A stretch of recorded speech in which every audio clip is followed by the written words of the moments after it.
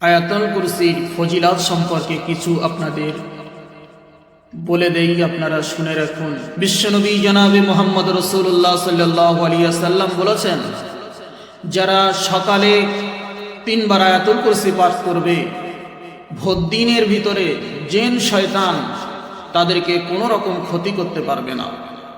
এবং সন্ধ্যার সময় যারা 3 বার পাঠ করবে, রাসূলুল্লাহ সাল্লাল্লাহু আলাইহি ওয়াসাল্লাম বলেছেন, তাদেরকে জিন শয়তান বিভিন্ন রকম আপদ বিপদ, বিভিন্ন রকম মুসিবত থেকে সে রক্ষা পাবে এবং সকাল পর্যন্ত আল্লাহর রহমতের ফেরেশতা তাকে বিভিন্ন রকম দিক থেকে তাদের রক্ষা করবে।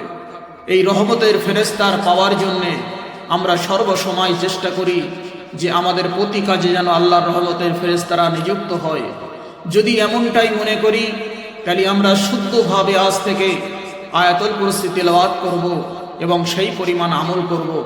সকলেই প্রাণ খুলে মন দিয়ে শুনুন এবং সাথে সাথে মুখস্থ করার চেষ্টা করুন। আল্লাহু লা ইলাহা ইল্লা হুয়াল হাইয়ুল কাইয়্যুম লা তা'খুযুহু সিনাতুন ওয়া লা নাউম লাহু মা ফিস সামাওয়াতি ওয়া মা ফিল আরদ মান যাল্লাযী ইয়াশফা'ু ইনদাহু ইল্লা বিইজনিহি ইয়ালামু মা বাইনা আইদিহিম ওয়া মা খালফাহুম ওয়া লা ইউহীতুনা বিশাইইন মিন ইলমিহি ইল্লা বিমা শাআ ওয়াসিয়া কুরসিয়ুহুস সামাওয়াতি ওয়াল আরদ ওয়া লা ইয়াউদুহু হিফযুহুমা ওয়া হুয়াল আলিয়্যুল আযীম।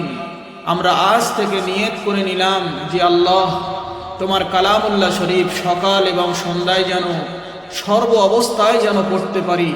আয়াতুল কুরসির গুণ সম্পর্কে আপনারা বুঝতে পারবেন এবং আয়াতুল কুরসির এত ফজিলত রাসূলুল্লাহ সাল্লাল্লাহু আলাইহি ওয়াসাল্লাম বর্ণনা করেছেন, যা ভাষায় বলে বোঝানো সম্ভব নয়।